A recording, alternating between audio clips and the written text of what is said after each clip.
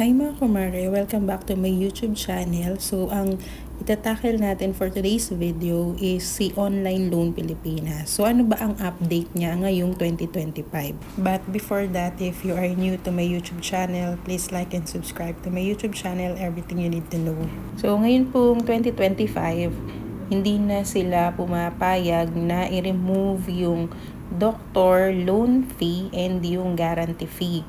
So, dati po kasi, pwede mo siyang ma-remove, i-email mo lang si OLP, and dati sa app nila, pwede mo nang i-uncheck.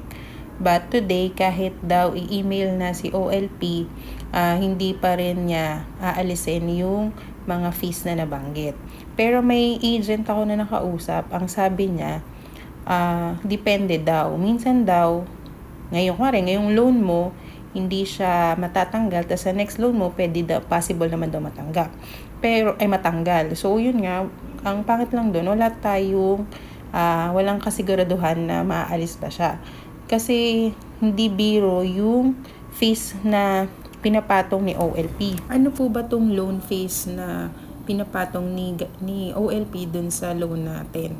So, una po itong loan guarantee fee. So, sinasabi na it protects daw yung borrower in case na yung borrower ay mag-suffer sa any accidental death or dismemberment during nung loan period niya. Pero parang di mo naman kailangan to kasi ang loan period niya naman usually ang pinaka matagal is 30 days.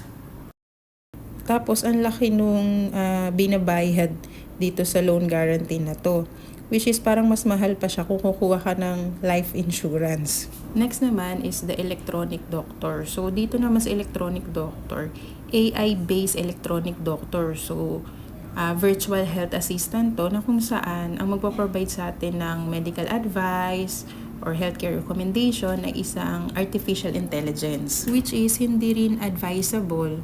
Siyempre, mas gusto natin mag-consult tayo sa healthcare professional, lalo na kung serious yung medical concerns or emergencies.